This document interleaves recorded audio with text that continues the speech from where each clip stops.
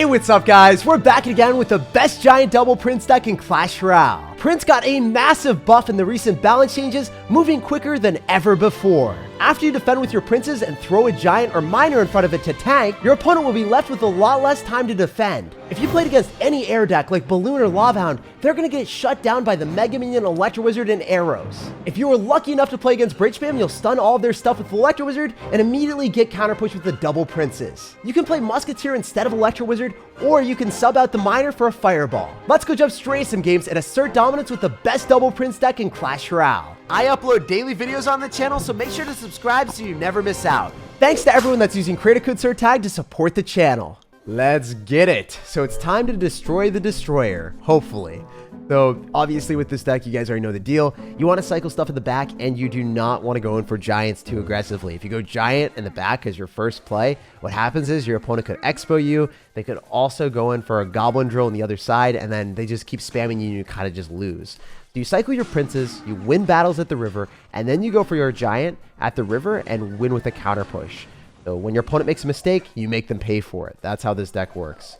I can zap on the Inferno Tower. I don't know if this guy's going to drop anything else. I think it's worth it just to kill the Inferno Tower, so maybe I can go in for a giant since he's not going to have the Inferno Tower and cycle. That could work out pretty well for us. So I'm going to go giant at the river because we know that he's going to have a Control-esque deck.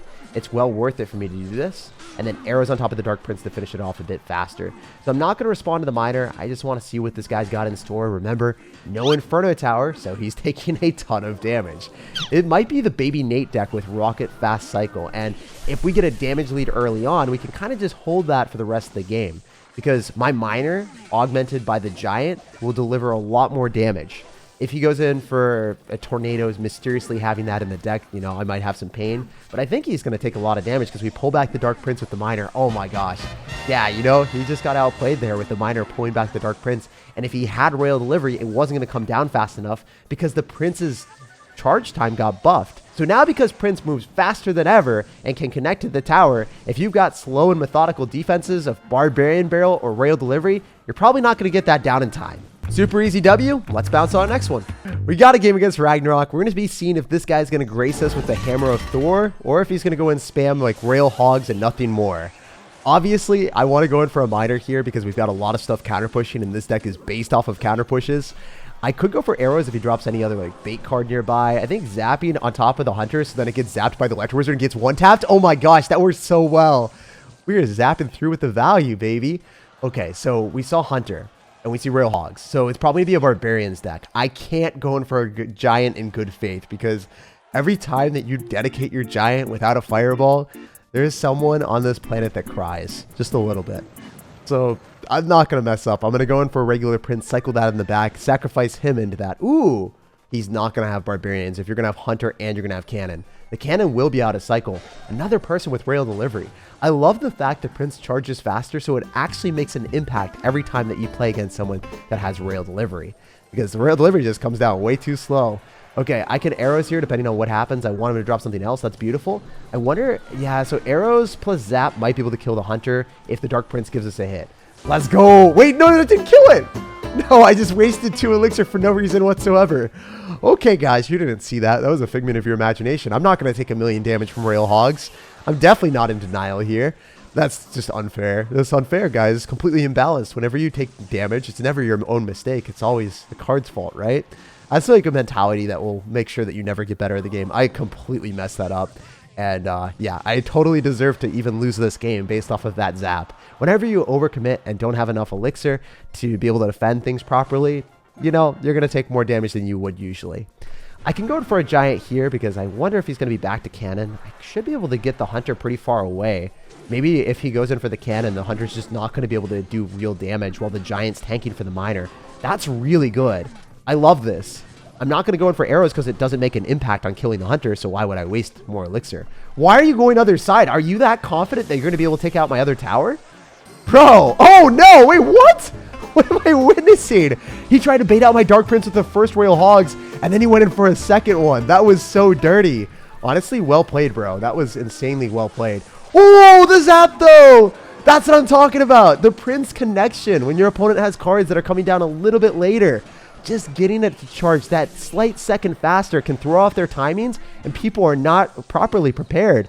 Arrow's going to come down. He's going to go for Earthquake. That precludes his potential of dropping up a Mirrored Royal Hogs. And honestly, if you drop Mirrored Royal Hogs into Electro Wizard Dark Prince, you'd have a pretty bad time.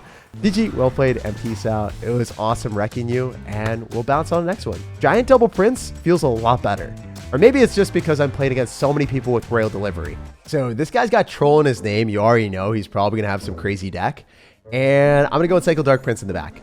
No clue what he's going to do, but best thing for us is just to play passive until we eventually figure out his deck. Okay, this is looking like it's going to be Giant Skeleton Clone. It could be a Hog Rider deck with like Archer Queen and Cannon, but usually it's going to be one or both sides. There's either the extreme aggression or extreme defense. Oh, wait, what? That's an Ice Golem.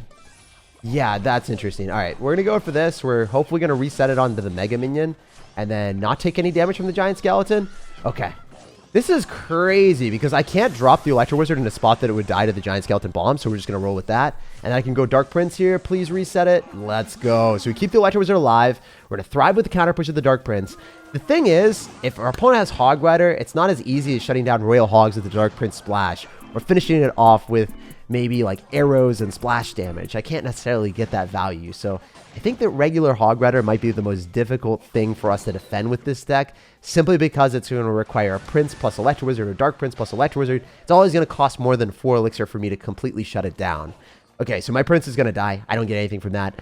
Good Ice Golem and Skeletons from our opponent. Ooh, I don't know if he needed the Skeletons there. It's hard for me to know.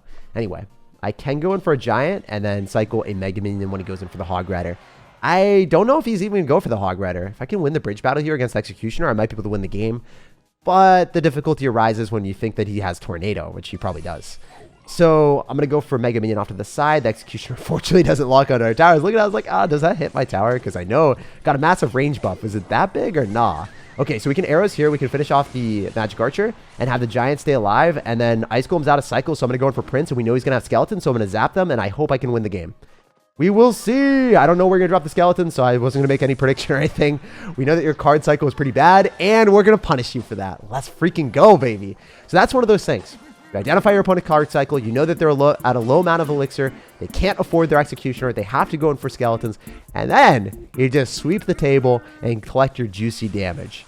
So the other thing I'm going to do is I'm going to go for Giant off to the side because I don't want the Executioner to hit me, and I think that's a pretty good investment of Elixir to be able to shut that down. Even if the Giant doesn't connect to the tower, it's going to tank for the Miner, so the Miner's going to get a lot of extra damage. Oh, no, I missed it! Well, you guys know what I meant to do there. Yeah, it was all part of the plan. I just want to make the game a little bit more drawn out, so we're giving our opponent a chance, obviously. All right, we're going to arrows here, and we're zap. We're going to be able to kill that and not take as much damage as he is hoping for. So we're an Electro Wizard here. And he's going to do a very interesting Tornado. I don't think that that was good for him because the Mega Minion and the Prince are still alive now. And I can Miner in the safe spot because he's going to go for Executioner. He's not able to afford anything to defend this. If he goes in for an Ice Golem and pushes it off, well, he's going to lose to the Giant then. If he doesn't, he's going to lose to the arrows and the zap. So we walk away with a pretty dominant W and a fun match. As you guys can see, when you punish your opponents at low amount of elixirs with Princes, you'll take towers faster than almost any other units in the game. The Prince charges faster and it does double damage with every connection. All right, so we got another game here. So obviously with this type of deck, you just want to wait, you want to chill, you can cycle your zap. Costs less elixir than cycling our arrows, so I'm going to do that instead. And he's going to go for a Bandit. So cool thing. Whenever you're playing against someone that has a Bandit and they're trying to stop their Prince, you can zap and mess up the Bandit dash so it dies. If you do this with a regular Prince, you will one-tap the Bandit. Not going to be able to do that there because I did cycle my zap, but that is just something that I want to throw out for anyone that, you know, really likes hitting perfect timings. Okay, so we're going to go for Giant off to the side, and I'm playing against someone with P.E.K.K.A. I'm going to cry, but I feel like if we're seeing something like mirror, it's going to be bridge spam without P.E.K.K.A. So I felt pretty comfortable doing that play. Go for the Prince and see how fast he rolls. Come on now. Charge on the Elite Barbarian that's healthy. Charge on him. Okay, you're not charging fast enough. You took the roundabout expressway. Couldn't you have went in the inside corner and wouldn't that have been faster to go towards the units?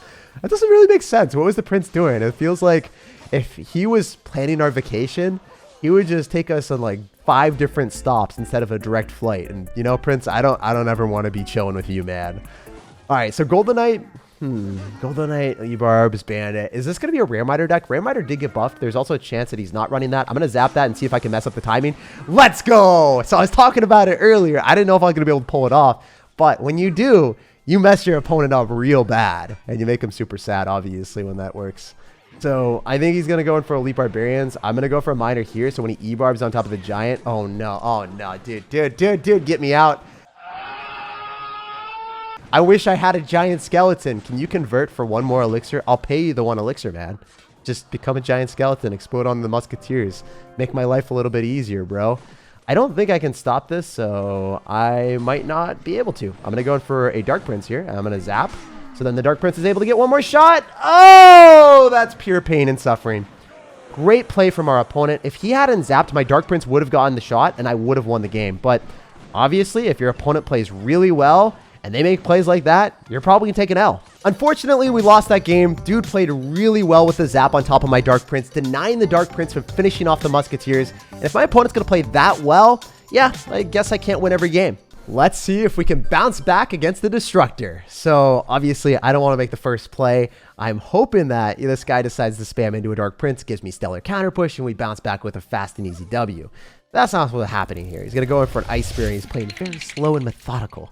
Okay, if I Miner, ooh, that's... Wait, is the mini pack going to go closer to the tower? Does that allow the Dark Prince to splash onto it? I don't think so, but maybe we can freak you out, and maybe you'll think so. Okay, I'm going to Mega Minion as quickly as we can. We want the Prince to charge. It didn't happen, but the Dark Prince is doing so much splash damage. Oh my gosh. The mini pack wasn't able to hit that. How did we get a good interaction there? We just melted that man. That's wild. Okay, I was hoping we could hit skeletons. I didn't. I did not hit anything there. Okay, everything went well until he dropped the Executioner. Executioner is a sublime card in Clash Royale after the buff. It feels like Magic Archer with more hit points and also just does more damage. So definitely a card that was worth the 1 more Elixir than a Magic Archer in a lot of situations. People just haven't figured out how good it is, in my opinion. Okay, so we're going to hold on to Electro Wizard because I don't want to continue to give him good trades. I'm just going to Arrows this. And I'm down Elixir, but I can't eat a mini pack hit, guys. It's just not the way that I roll, personally. If I defend with a Prince and I defend with an Electro Wizard, that could be great. If I go for a Prince, it's going to fight on his side of the map, so I don't want to do that. I rather fight on my side of the map. The Prince does double damage with its charge. I'm sure most of you guys know that by now. It's pretty cool to be able to, like, shut that down and then counter push here, so. Didn't hit the Electro Wizard because I didn't have Elixir. Wow. That's one of the few times that you want less Elixir because you just donate free stuff. He might think I'm good at the game. It's our secret, guys. No one will ever know that I'm actually bad and that I didn't have Elixir. That helped me out. Being bad was so good. That's beautiful, baby. And the Electro Wizard and the Dark Prince working in tandem. The Miner is tanking. And I love the fact the Electro Wizard, even if it's at a minimum amount of HP, if you can get a Giant or a Miner, just a mobile tank in front of it, you can create catastrophic failure on your opponent's end. Okay, with 50 seconds remaining, I still have to defend. That is an Executioner, and he does have Lightning. So I'm going to cycle the Mega Minion on the right-hand side just in case he decides to go there. He doesn't. We can go in for the Prince. We know he's got Lightning, so is it in my best interest to kite the mini pack to the other side into the Mega Minion? Oh, that was really smart, but no, it wasn't. The Mega Minion knew. It went back. It's sentient. It's a sentient Clash Royale card. We're living in Westworld out here. My cards know where to go. They have a mind of their own. That was hilarious that the Mega Minion decided to go back. Oh my goodness. I feel unbelievably fulfilled playing this game. And as you guys can see, Electro Wizard is a great card. Same as Executioner for our opponent, but if you wanted to play Executioner, you wouldn't have the reset power that we did. Being able to make sure that the tower was always targeting the Miner, so we could guarantee that we take the right-hand tower without any problems. Such an easy game, and this guy is raging hard. Like, subscribe for more daily videos, and have an amazing rest of your day.